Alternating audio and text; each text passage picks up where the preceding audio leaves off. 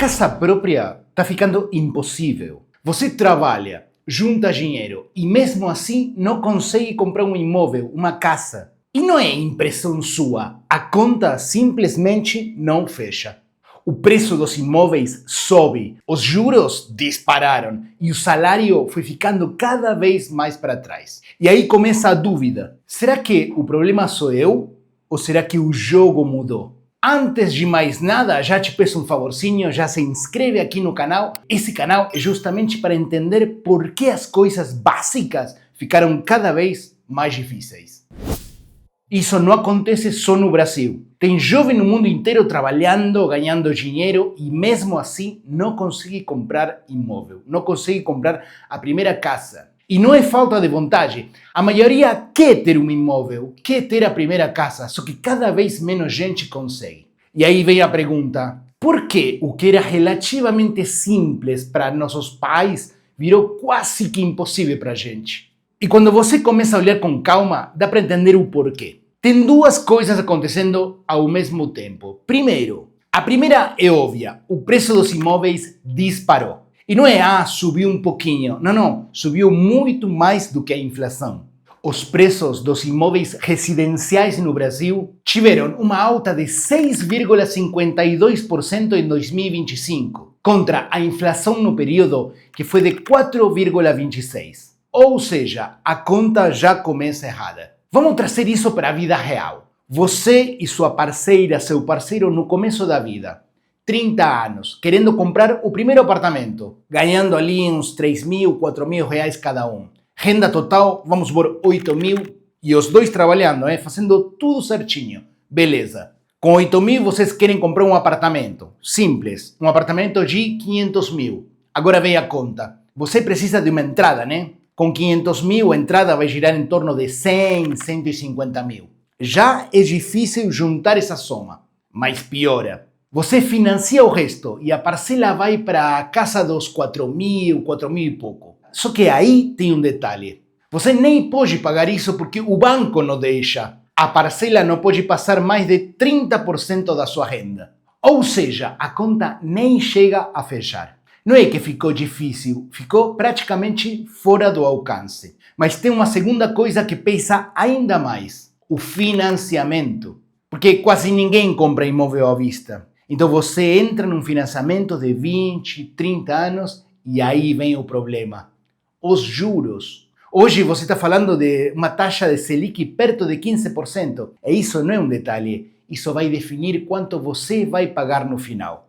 E no final você acaba pagando 2 apartamentos, às vezes mais. E não é só comprar que ficou difícil. Construir também vira um problema. Então eu compro um terreno e construo, né, Dani? Beleza, só que aí você entra num grande buraco. A mão de obra ficou muito mais cara. E não só mais cara, ficou mais difícil de achar gente boa, né?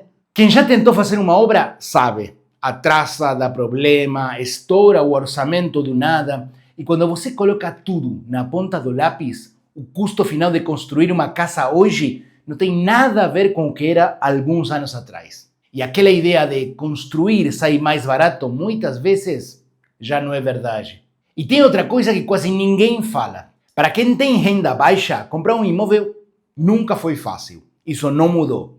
Mas hoje existem alguns caminhos, programas tipo Minha Casa Minha Vida, crédito mais acessível, que permite que muita gente consiga comprar o primeiro imóvel. Agora, olha o outro lado, a classe média. Porque antigamente a classe média conseguia comprar, às vezes não 2, ou comprava um terreno e ia construindo aos poucos, ou comprava um apartamento e acabava comprando outro de praia também. Era difícil, mas era possível. Hoje, esquece, nem isso. A classe média ficou no pior lugar possível. Não tem acesso tão fácil a crédito barato e, ao mesmo tempo, também não consegue acompanhar o preço dos imóveis. Ou seja, quem antes conseguia entrar no jogo, hoje está ficando de fora. E aí vem a parte que quase ninguém fala: o impacto na vida real. Tem gente com mais de 30 anos ainda morando com os pais, não porque quer, porque não consegue sair, não tem outra alternativa.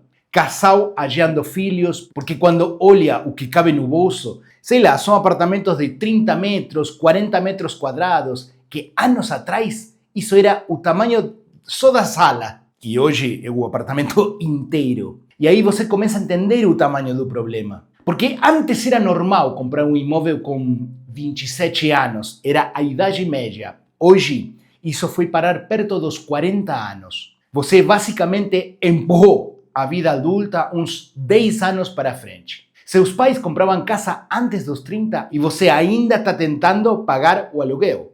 E tem outra coisa, não é só sobre dinheiro. Isso mexe com tua vida inteira. Porque quando você não tem uma casa, parece que você não tem um chão firme, né?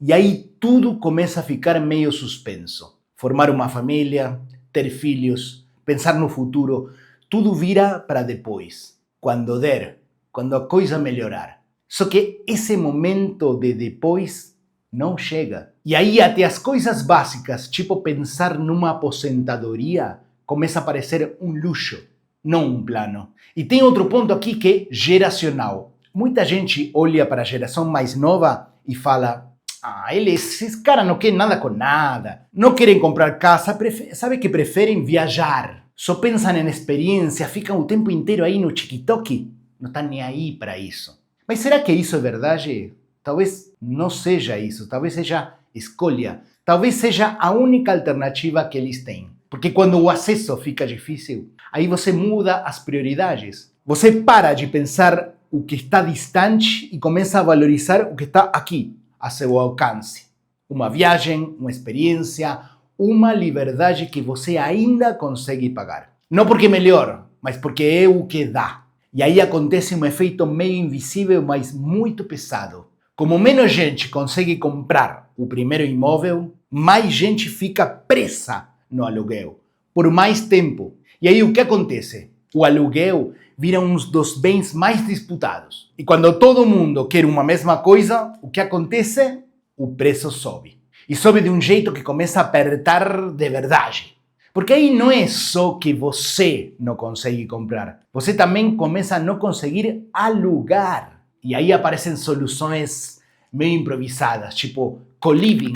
Já escutou essa? Que no fundo é uma república, só que com um nome bonito. Só que agora não é mais estudantes, agora é gente CLT com anos de experiência que simplesmente não consegue pagar um aluguel sozinho. E aí começam a aparecer os vilões dessa história. E não é só no Brasil, no mundo inteiro. O primeiro, aluguel de curta duração, tipo Airbnb, porque o imóvel deixa de ser casa e vira um negócio. E aí tem menos imóvel disponível para quem quer morar de verdade e o preço sobe.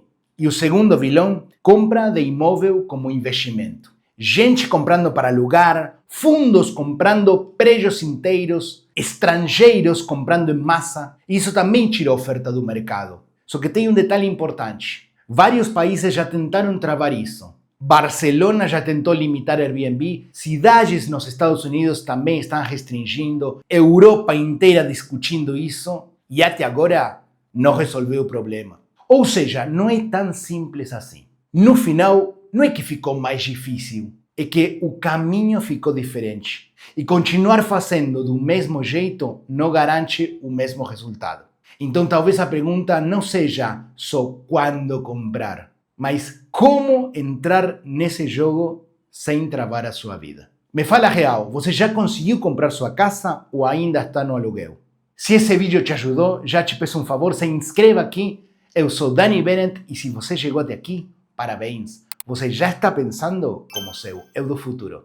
Até a próxima.